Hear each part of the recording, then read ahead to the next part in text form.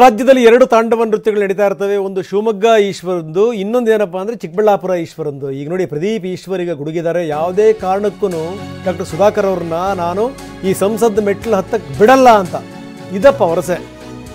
ಬೆಂಗಳೂರಿನಲ್ಲಿ ಶಾಸಕ ಪ್ರದೀಪ್ ಈಶ್ವರ್ ಸವಾಲು ಹಾಕಿದ್ದಾರೆ. ಹೆಂಗೆ ಹೋಗ್ತಾರೋ ಹೋಗ್ಲಿ ಅವ್ರು ನೋಡೋಣ.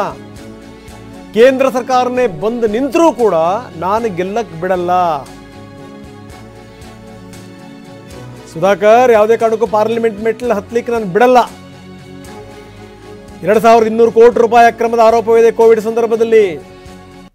ಯತ್ನಾಳ್ ಅವರೇ 40,000 ಕೋಟಿ ಅಕ್ರಮ ಅನ್ನುವಂಥ ಮಾತನ್ನು ಹೇಳಿದ್ದಾರೆ. ಇಂಥ ಸಂದರ್ಭದಲ್ಲಿ ಅವ್ರನ್ನ ಗೆಲ್ಲೋಕೆ ಬಿಡ್ತೀವಾ ಅನ್ನೋದು ಪ್ರದೀಪ್ ಈಶ್ವರ್ ಪ್ರಶ್ನೆ. ಹೋಗಕ್ಕಂತೂ ಬಿಡಲ್ಲ. ನನಗೆ ವೈಯಕ್ತಿಕವಾಗಿ ಡಾಕ್ಟರ್ ಕೆ ಸುಧಾಕರ್ ಮೇಲೆ ಬೇಜಾರಿಲ್ಲ. ನಮ್ಮೂರು ಹುಡುಗ, ಗೌರವ ಇದೆ.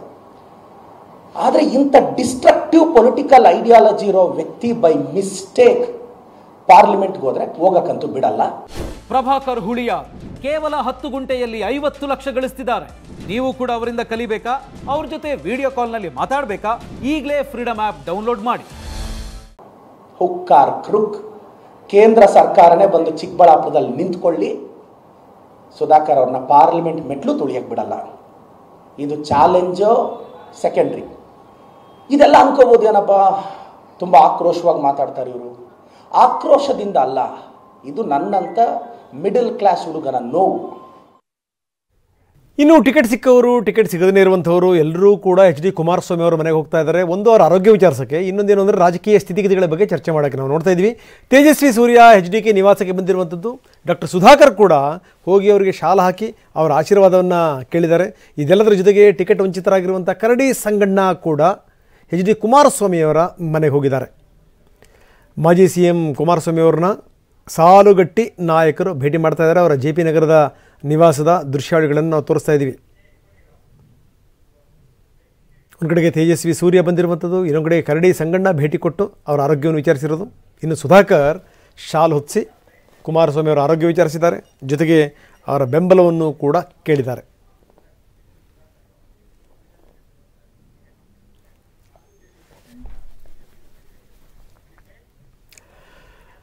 ಇನ್ನು ಟಿಕೆಟ್ ಸಿಕ್ಕಾದ ಮೇಲೆ ಡಾಕ್ಟರ್ ಸುಧಾಕರ್ ಮಾತಾಡಿದ್ದಾರೆ. ಒಂದು ಲೆಕ್ಕದಲ್ಲಿ ಏನಂದರೆ JDS ಮತ್ತು BJP ಹಾಲು ಜೇನು ಇದ್ದಂತೆ. ಜೊತೆಗೆ ಏನು ಅಂದರೆ ನಾವು ಖಂಡಿತವಾಗಲೂ ಗೆಲ್ತೀವಿ ಎನ್ನುವಂಥ ವಿಶ್ವಾಸವನ್ನು ಸುಧಾಕರ್ ವ್ಯಕ್ತಪಡಿಸಿದ್ದಾರೆ. ಯಾಕಂದರೆ ಸುಧಾಕರ್ ಅವರಿಗೆ ಟಿಕೆಟ್ ಅಷ್ಟು ಸುಲಭ ಇರಲಿಲ್ಲ. ಯಾಕಂದರೆ ಒಂದು ಕಡೆಗೆ ಯಲಹಂಕ ಶಾಸಕರು ಅವರ ಶಕ್ತಿ ಮೀರಿ ಪ್ರಯತ್ನ ಮಾಡಿದರು ಯಡಿಯೂರಪ್ಪನವ್ರ ಮುಖಾಂತರ. ಎಲ್ಲೋ ಕಡೆ ಕೊನೆ ಕ್ಷಣದಲ್ಲಿ ಅದು ಸುಧಾಕರ್ ಅವ್ರ ಕಡೆಗೆ ವಾಲ್ತು. ಸುಧಾಕರ್ ಅವರಿಗೆ ಟಿಕೆಟ್ ಪಡೆದಿದ್ದಾರೆ.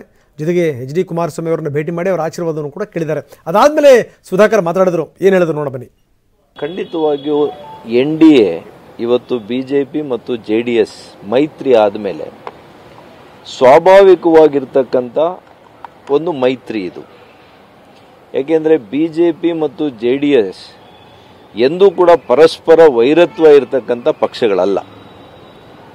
ಅದೇ ನೀವು JDS ಕಾಂಗ್ರೆಸ್ಸು, JDS ಉದಯ ಆಗಿದ್ದೇ ಕಾಂಗ್ರೆಸ್ನ ವಿರೋಧ ಮಾಡ್ಕೊಂಡು ಆ ಪಕ್ಷ ಉದಯ ಆಗಿರೋದು ನೀವು ಇತಿಹಾಸ ನೋಡಿದಾಗ. ಹಾಗಾಗಿ ಸ್ಥಳೀಯ ಕಾರ್ಯಕರ್ತರಿರ್ಬೋದು, ಉನ್ನತ ಮಟ್ಟದ ನಾಯಕರುಗಳಲ್ಲಿ ಆ ಎರಡು ಪಕ್ಷಗಳ ಜೊತೆ ಸಮನ್ವಯತೆ ಬರದೇ ಇಲ್ಲ. ಆದರೆ ಇದು ನ್ಯಾಚುರಲ್ ಅಲಯನ್ಸ್ BJP ಮತ್ತು JDS. ಹಾಗಾಗಿ ನನಗೆ ಸಂಪೂರ್ಣ